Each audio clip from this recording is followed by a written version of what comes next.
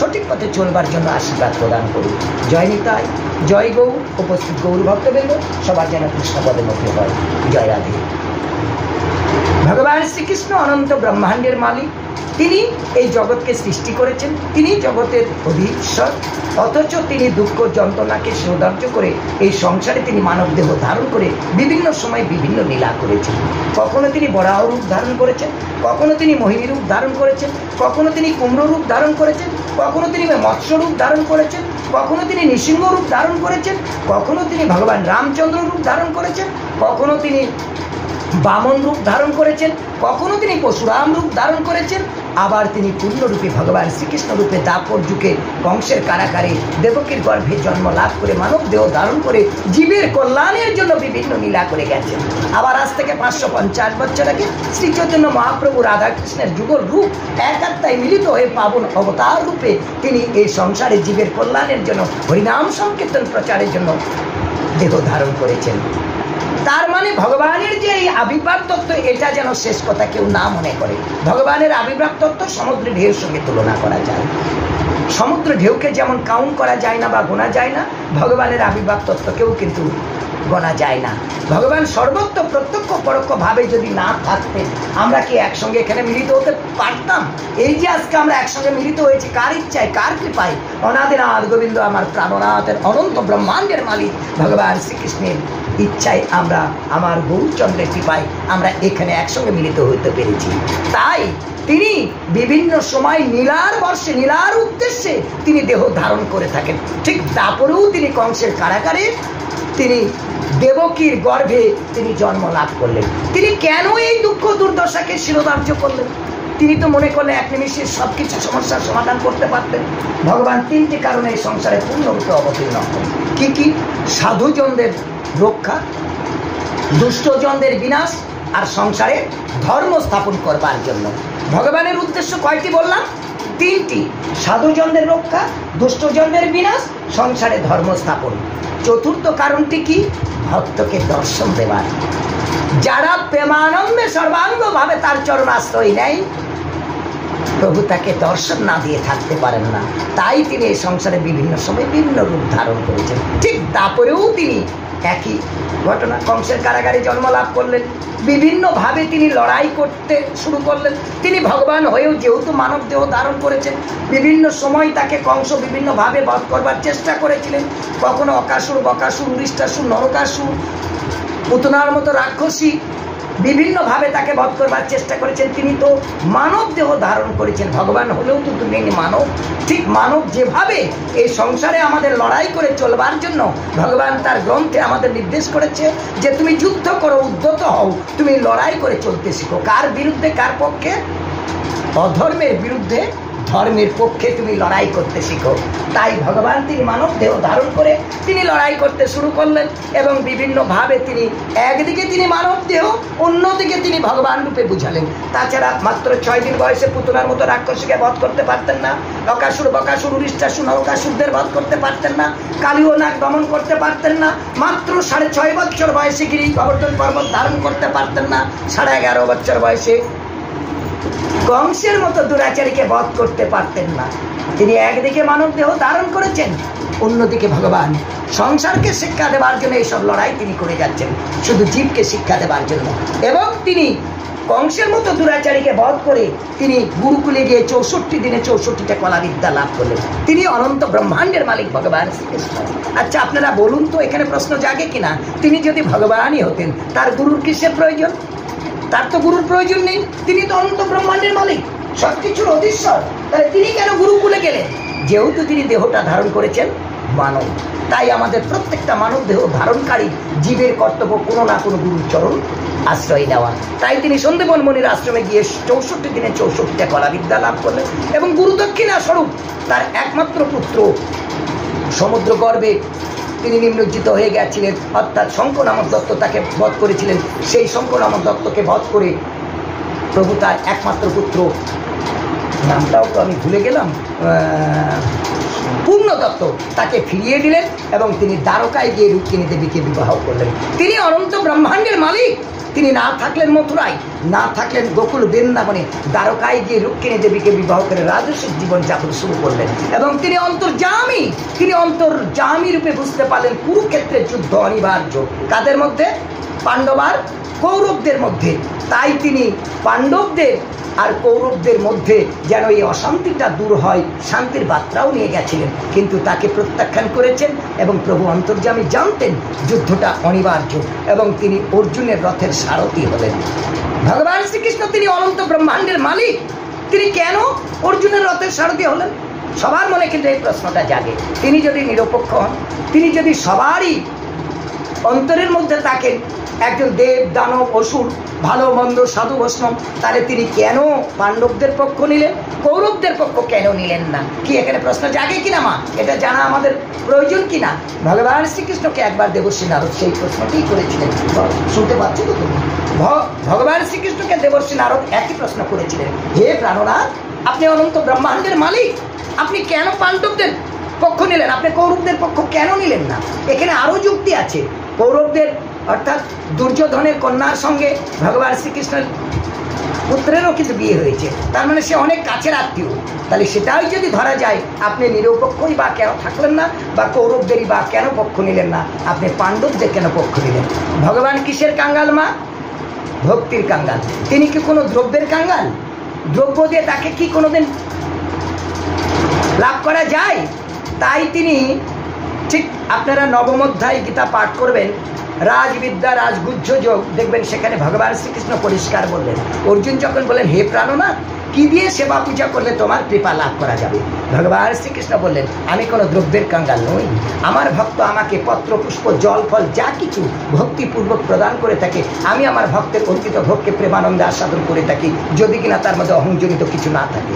তার মানে ভগবান অহংকার জনিত কোনো কিছুর দিকে দৃষ্টিটাও নিক্ষেপ করেন না।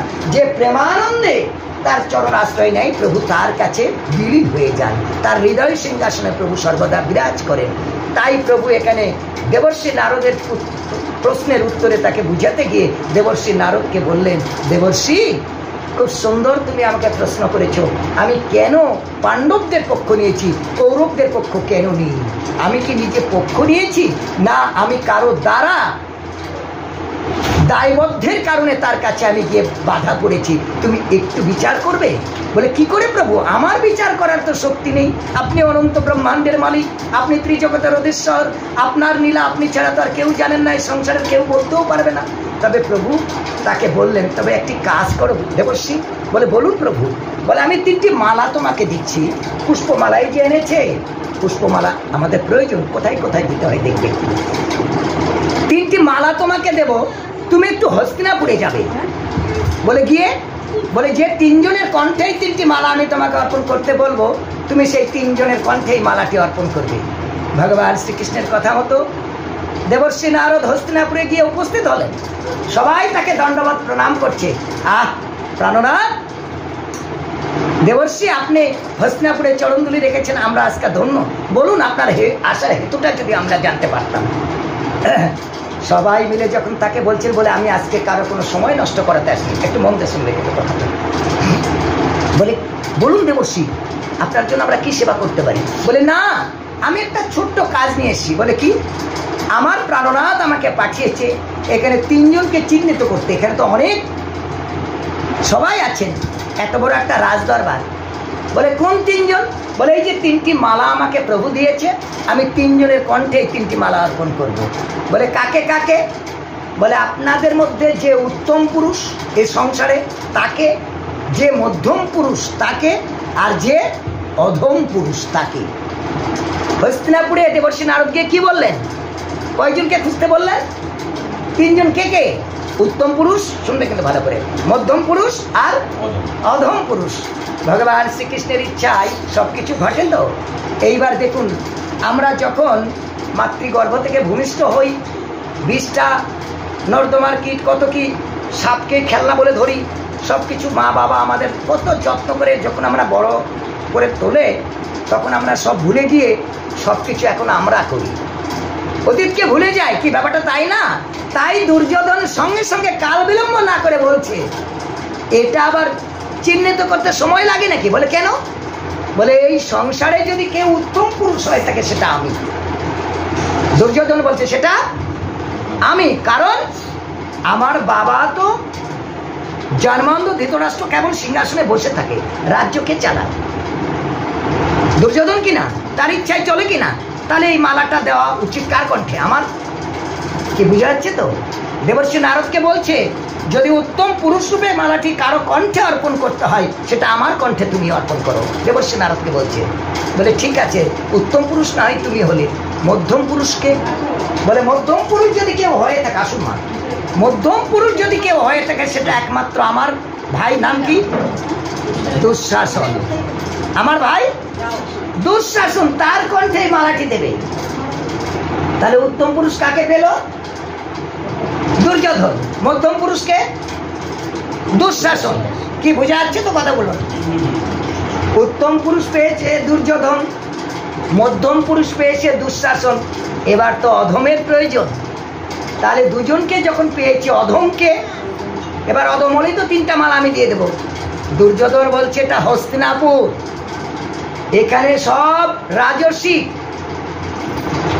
অভাবী বলে কেউ নেই। তার মানে এখানে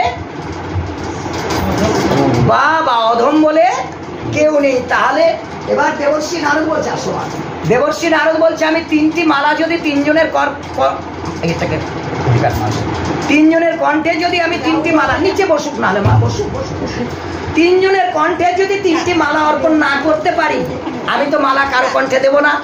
তাহলে মালা নিয়ে আমি ফিরে চলে যাব। কি মা আপনাদের শ্রবণে লাগছে না? নাকি কোনো অসুবিধা হলে বলবেন কিন্তু। এইবার দেবর্ষি নারদ দেখলেন এখানে যখন অধম পুরুষ বলে কেউ নেই, তাহলে তো আমি মালা অর্পণ করতে পারবো না, কারণ 3টি মালায় তো আমাকে অর্পণ করতে হবে। তিনি ফিরে গিয়ে প্রাণনাথের কাছে উপস্থিত হলেন। প্রাণনাথ বলছে, কি দেবর্ষি পেলে? বলে প্রভু আমি 2 জনকে তো পেয়েছি, কিন্তু 3য় জনকে তো পাইনি। 3য় জন মানে? বলে অধম বলে তো হস্তিনাপুরে কেউ নেই। বলে তাহলে কি করলে? বলে এই তো মালা নিয়ে আমি ফিরে এসেছি। বলে তা এখন উপায়? বলে প্রাণনাথ আপনি তো সব জানেন, অন্তর্যামী, আপনিই বলুন কি করবো। বলে তুমি আর একটিবার ইন্দ্রপ্রস্থে যাও, সেখানে পঞ্চপাণ্ডবেরা আছে, তাদের কাছে গিয়ে একটিবার জিজ্ঞাসা করো।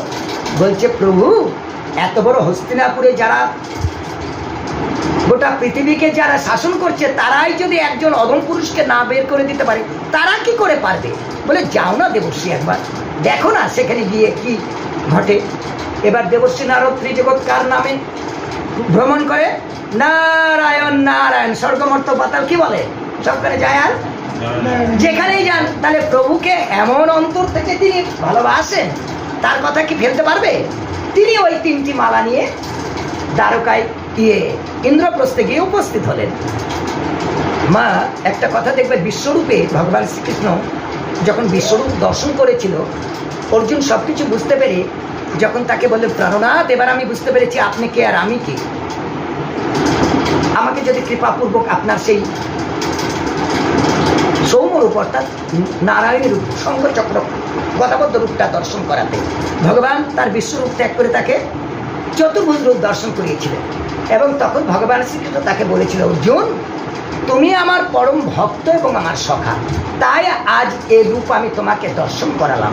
তুমি ভিন্ন ইতিপূর্বে কেউ কখনো দর্শন করেনি, ভবিষ্যতেও কেউ করবে না। তার মানে কি জন্য অর্জুন ভগবানের সেই রূপ দর্শন করতে পেরেছিল? ভাই বন্ধু সখার জন্য না, কিসের জন্য? ভক্তির জন্য। বলো পরম ভক্ত, তুমি আমার কে বললো? পরম ভক্ত এবং আমার সখা। ওই বললো না তো তুমি আমার পিস্তাতো ভাই, তুমি আমার বন্ধু, সেসব পড়ে। তার মানে ভগবানের আর ভক্তের সম্পর্কটা কি? ভক্তি প্রেমের। তার মানে ভগবানকে লাভ করতে হলে একমাত্র অন্তর থেকে প্রেম ভক্তি শ্রদ্ধা নিবেদন করি তার কৃপা পাওয়া যায়। তাই সর্বদা অর্জুন তার প্রত্যেকটা লোম লোম কার নাম করে, কার ভাবনা করে?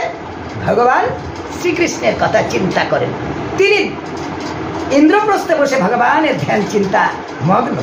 দেবর্ষি নারদ সেখানে 3টি মালা নিয়ে গিয়ে উপস্থিত। দেবর্ষিকে দেখে তারা সবাই মিলে করজোড়ে দণ্ডবত প্রণাম নিবেদন করে শ্রদ্ধা জ্ঞাপন করে বলছে, প্রভু আপনার আশার হেতু যদি আমরা জানতে পারতাম, আপনি আমাদের ইন্দ্রপ্রস্থে চরণগুলি রেখেছেন, এটা তো আমাদের পরম সৌভাগ্য। বলছে আজকে আমি কারো সময় বেশি নষ্ট করাতে আসিনি, ছোট্ট একটা কাজ নিয়ে আসি। বলে কি? বলে এই যে এত ভক্তবৃন্দ এতজন আছে ইন্দ্রপ্রস্থে, আমি তো সবাইকে দিতে পারবো না, কিন্তু 3 জনকে আমাকে তোমরা চিহ্নিত করে দেবে, যে 3 জনকে আমি এই 3টি মালা অর্পণ করতে যেন পারি। বলে কোন 3 জন? বলে আমি তাদের নাম বলবো, তোমরা দেবে তাদের। বলে বলুন প্রভু, যদি কৃপাপূর্বক আমরা সেই কৃপা লাভ করতে পারি। বলে এই সংসারে সর্ব উত্তম পুরুষকে, তাকে যদি চিহ্নিত করে দিতে পারো, আমি তার কণ্ঠে মালাটি অর্পণ করব। বলছে প্রাণনাথ আপনি কি বললেন? এই সংসারের উত্তম পুরুষ। হে প্রাণনাথ, এটা বলবার শক্তি তো আমার নেই, তবু যেহেতু আপনি আমাদের ইন্দ্রপ্রস্থের মতন জায়গায় এসে চরণধুলি রেখেছেন, আমার এই ক্ষুদ্র জ্ঞানে আমি শুধু একটি কথাই বলতে পারি, প্রভু যিনি অনন্ত ব্রহ্মাণ্ডের মালিক, যিনি এই জগৎকে সৃষ্টি করেছেন, তিনি হয়তো কোথাও না কোথাও আছেন, তার সন্ধান করা প্রত্যেকটা জীবেরই কর্তব্য। তাই আমার এই ক্ষুদ্র জ্ঞান, ক্ষুদ্র বিবেকে যদি উত্তম পুরুষ এই সংসারের কেউ হয়ে থাকে, আমার প্রাণনাথ অনাদিনাথ গোবিন্দের অনন্ত ব্রহ্মাণ্ডের মালিক স্বয়ং ভগবান শ্রীকৃষ্ণ। জয় নিতাই, জয় গৌর। তাহলে আমাদের এই সংসারে উত্তম পুরুষ কে? ভগবান শ্রীকৃষ্ণ। দেবর্ষি নারদ বলছে, সত্যি অর্জুন, তুমি যে প্রভুর কত বড় ভক্ত আজকে আমি বুঝতে পেরেছি। আমিও তো এতক্ষণ চিন্তা করিনি। যদি প্রথম মালাটি কাউকে অর্পণ করতে হয়, আমার প্রাণনাথকে করবে। বলে বাহ, দেবর্ষির মন ভরে গেল। এবার বলছে, এবার দ্বিতীয় জনকে যদি একটু চিহ্নিত করে দিতে। বলে কে? দ্বিতীয় জনকে? মধ্যম পুরুষ। দ্বিতীয় জনকে? বলে মধ্যম পুরুষকে যদি একটু চিহ্নিত করে দিতে। বলে প্রভু, এই সংসারে যে মধ্যস্থতা করে সেই হয় মধ্যম পুরুষ। একমাত্র স্বর্গ মর্ত্য পাতাল যিনি অনাদিনাথ গোবিন্দের নামে সবার সঙ্গে সবার যুক্ত করান, তিনি হচ্ছেন আপনি। তার মানে দেবর্ষি নারদ। মধ্যম পুরুষকে সবার সঙ্গে সবার যোগাযোগ কে করে দেয়? নারদ কিনা? যদি আপনি এই সংসারে মধ্যম পুরুষ কাউকে চিহ্নিত করতে চান, প্রভু আপনি ছাড়া দ্বিতীয় কেউ নেই। জয় তাই জয়। দেবর্ষি নারদ অন্তর থেকে মানে নিজের নয়ন বাড়িধারা যেন গোটা শরীর যেন প্লাবিত করে দিচ্ছে।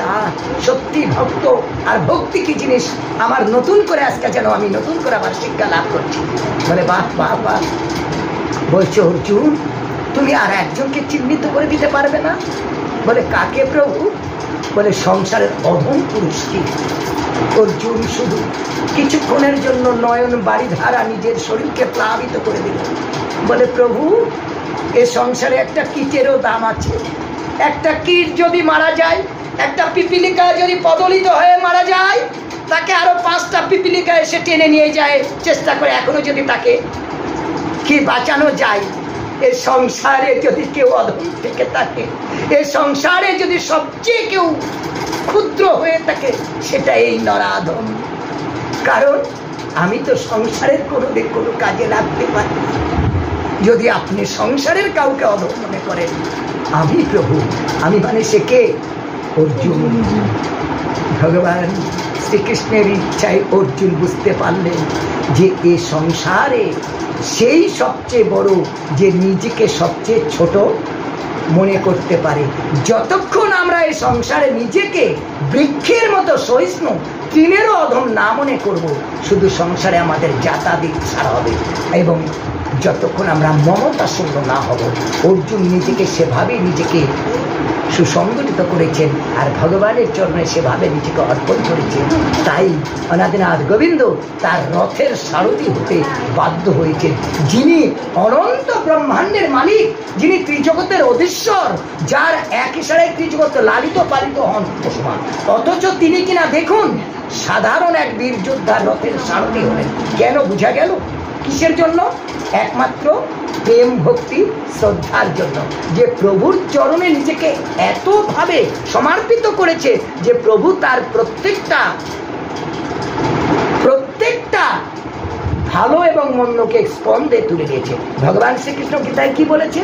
যে সর্বাঙ্গভাবে আমার চরণ আশ্রয় নেয়, আমি তার যোগ এবং ক্ষেম ভালো মন্দ দুটোই স্কন্ধে তুলে নিই। আমি ভালোটাকেও যেমন বহন করি, খারাপটা যেমন দিই, ভালোটাকেও যেমন আমি দিই, খারাপটাকেও আমি স্কন্ধে তুলে নিই। আমার ভক্তের কোনো বিনাশ নেই। প্রভু কি বলেছে গীতায়? আমার ভক্তের কোনো অর্থাৎ যে সর্বাঙ্গভাবে আমার চরণ আশ্রয় নিবে তার ভালো মন্দ দুটোই আমি বহন করব। মানে তাকে যদি ভালোটা আমি দিয়ে থাকি, তার বিপদ আসলেও সেটাকেও আমি বহন করব। কুরুক্ষেত্রের যুদ্ধ প্রাঙ্গণে ভগবান শ্রীকৃষ্ণ প্রতিজ্ঞা করলেন অর্জুনের রথের সারথি হবেন এবং তিনি কোনো অস্ত্র ধারণ করবেন না। কি প্রতিজ্ঞা করলেন? অস্ত্র। খুব সুন্দর একটা উদাহরণ মা শুনলে তাহলে বুঝতে পারবেন। অস্ত্র ধারণ করবেন না, কিন্তু অর্জুনের রথের সারথি হলো। অর্জুন কেন তাকে রথের সারথি করলেন?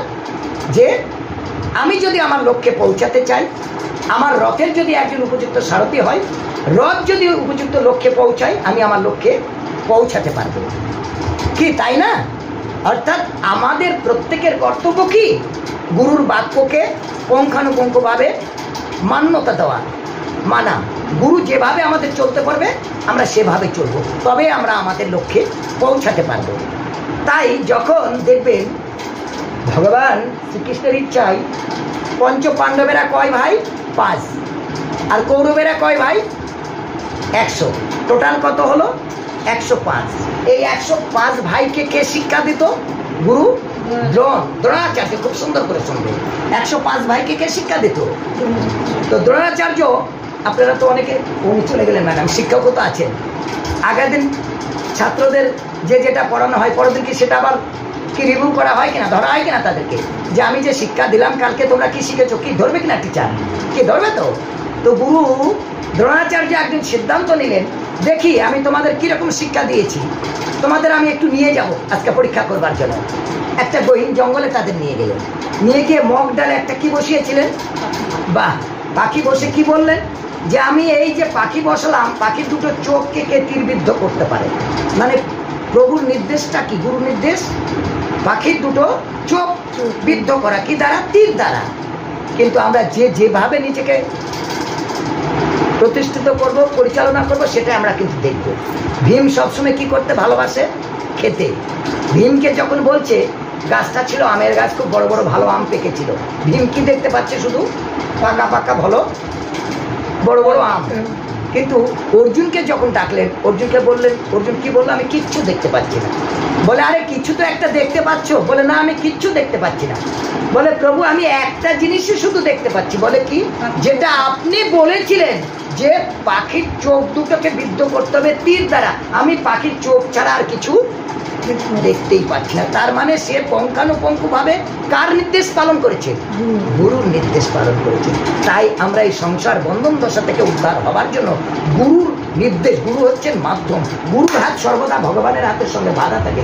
গুরুর হাতকে স্পর্শ করতে পারলে ভগবানকে স্পর্শ করা যায়। গুরুর নির্দেশকে পুঙ্খানুপুঙ্খভাবে যতক্ষণ আমরা পালন না করব, এই মায়ার বাঁধনে শুধু যাতায়াতই আমাদের সার হবে। 84 লক্ষ জনি অতিক্রম করে আমরা এই দুর্লভ দেহ, এই ভজনশীল যে দেহ পেয়েছি, এই দেহ আজকে আমরা অহংকারের বলে, কোনো লোভ লালসার ছলে হয়তো আমরা বুঝতে পারছি না, কিন্তু এই দিন যে আজকে চলে যাচ্ছে, কালকে কি আদতে আবার পাবো হরিকথা কৃষ্ণ কথা পাঠ কীর্তন শ্রবণ করবার সুযোগ কি পাবো মা? তাই কাল বলে কোনো জিনিস নেই। আজ এই মুহূর্ত থেকে সবাই প্রত্যেকে অন্তত শুরু করুন, না উগ্র তপস্যা, না উগ্র দান, না উগ্র যজ্ঞ, না উগ্র দক্ষিণা। প্রেমানন্দে আজ থেকে 550 বছর আগে শ্রী চৈতন্য মহাপ্রভু, যিনি রাধাকৃষ্ণের যুগল রূপ, এক আত্মায় মিলিত হয়ে পাবন অবতার রূপে সংসারে অবতীর্ণ হয়েছেন, সেই মহামন্ত্র মহানাম দিয়ে শুরু করুন। হরে কৃষ্ণ হরে কৃষ্ণ কৃষ্ণ কৃষ্ণ হরে হরে রাম হরে রাম।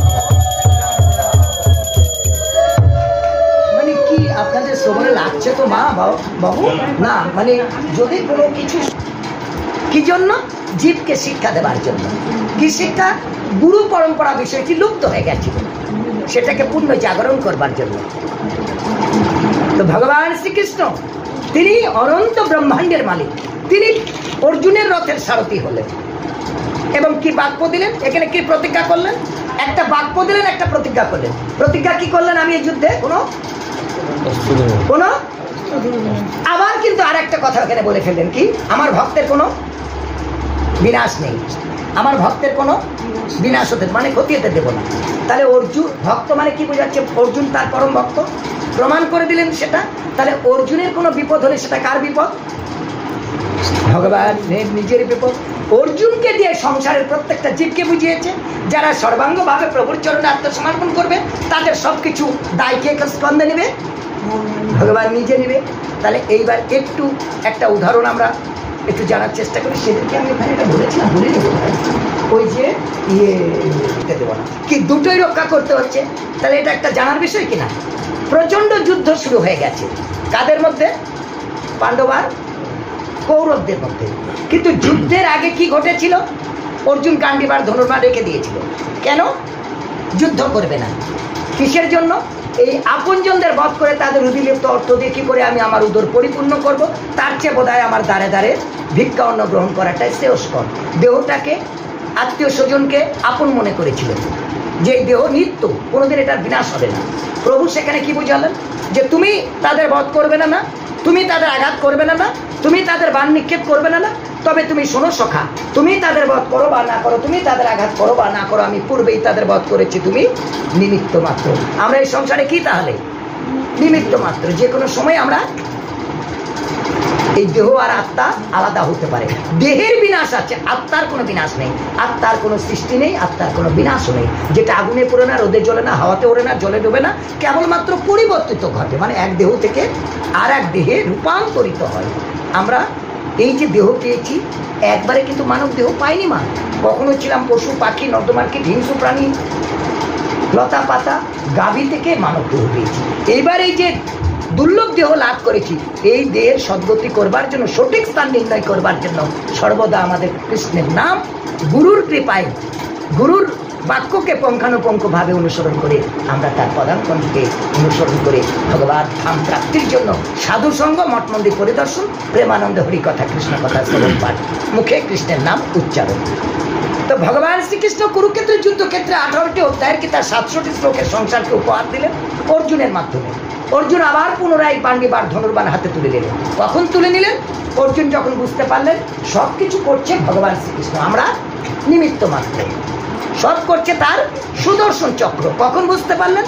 যখন সপ্ত মহারথী দ্বারা তার পুত্র অভিমন্যুকে চক্রবহুর মধ্যে বধ করছে, সে হাহাকার করে চিৎকার করছে, আমাকে রক্ষা করো, বাঁচাও। কেউ ছিল না তার মৃত্যুটাকে ত্বরান্বিত করবার জন্য? কর্ণ গিয়ে আরো অস্ত্রাঘাত করে তার বুককে চৌচির করে দিলেন। অর্জুন সচক্ষে সব কিছু দেখলেন। কখন দেখেছিল মা? কেউ বলতে পারবে? বিশ্বরূপ যখন দেখিয়েছিল। অর্জুন কখন দেখেছিল এসব? যখন বিশ্বরূপ ভগবান দেখিয়েছিল।